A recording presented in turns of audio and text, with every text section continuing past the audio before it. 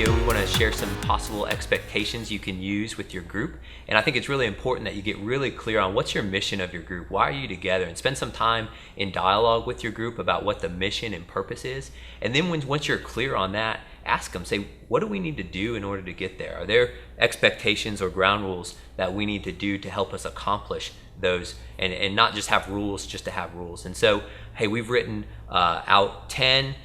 Pete, as an extrovert, has an extra one at the end for us. 10 possible ground rules you could use to help keep your group healthy and spiritually growing. Because sometimes we hear from groups that they're great, they're tight families, but maybe they're a little more social and they want a little more focus on spiritual growth. And these expectations can help you with that. So Pete, would you share the first one? Yeah, so the first one, I'll be a great listener. Simple and to the point, yet sometimes something that we all need to be reminded of. Yeah. The next one is I'll be honest. And man, I know I can put up masks. I can pretend I can try and manipulate like I've got it all together. But man, I think honesty for me is just sharing with where I'm struggling or where I'm tempted to be fake. Number 3 is I'll attend every group I can and be on time. The next one is I'll bring my Bible, journal, pen, and if you're using a book, I'll bring it. And part of that is that we would be in the Word and be in Scripture together. But also, man, as an introvert, a journal can be a really helpful tool for me. If somebody asks a question and the ranking extrovert, like Pete, pipes off real quick and answers it, I'll probably filter my answer through what he said. But if I have a few minutes just to think through, I might come up with a more authentic answer with a journal. So a journal can be a great tool, and we'll dig into that a little deeper under the spiritual growth videos. So number 5 is since I can only change myself, I'll only talk about myself. Matt, you want to elaborate on that one a little bit? Yeah. So it's so easy to talk about these external variables. Like, for example, if your spouse is driving you crazy or if your boss is a jerk, but we can't really control, if our boss is a jerk. We can only control our actions. So how do your spouse or your boss's actions make you feel?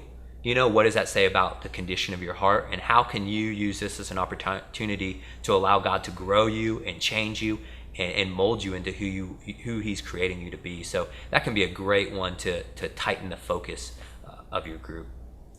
Next one is I'll respect others and I won't monopolize the conversation. And one neat tool for this can be to use a phone. Every now and then I'll pull out an iPhone and I'll set the timer to 1, 2, or 3 minutes, and I'll answer the question based off the amount of time I've given, and I just pass it around.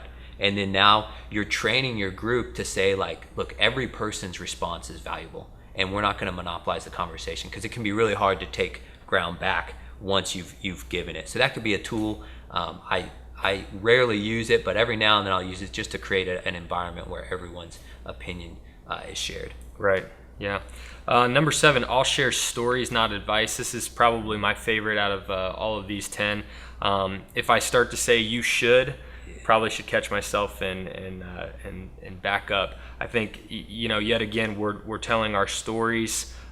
Yes, we can impart wisdom and knowledge from the Word, but we shouldn't just be so quick to jump and share our opinion on how somebody should change something just because maybe that's how it worked for us, but rather listening to them and being encouraged that their vulnerability is speaking through their honesty. That's good. Next one, I'll be prepared for group and will continue growing in my faith, like completing the weekly refresh. And those are simply the questions and scriptures on the back of the sermon map and notes. And so just knowing that and recognizing that the level of health I bring to the group is directly proportional to the overall health of the group, and to train your group that every person's level of health matters. And so if we're doing that, spending that time in the Word, spending that time in prayer, it's going to raise the overall health of the group. Yeah. So number 9 is it's Pharisees were known for this, right? So I will not gossip about anyone.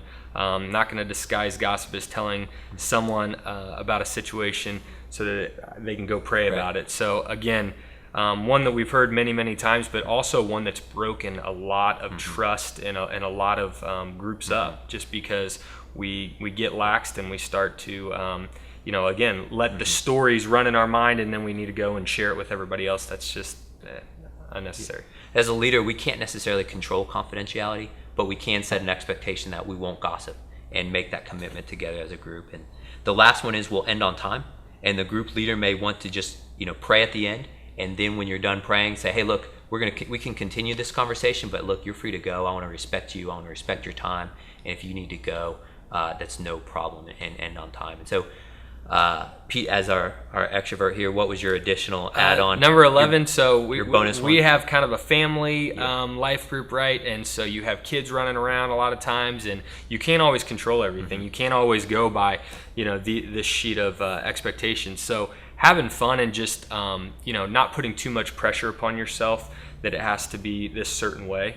Order is absolutely good, and it's also good when you're trying to, again, be vulnerable, that you have those quiet moments. But having a good time, man, is in so many ways paramount. That's good. And so how many of these do you have in your group? We don't have any of That's those. right. And so, see, I lead a Wednesday morning group that's a little more regimented, and I'll use some of these. And so don't feel like you need to use any of these, but if once you get clear on that mission, if some expectations, if some of these would help you serve as ground rules to keep you headed in that direction, then feel free to use them. Thanks, Pete. Thank you.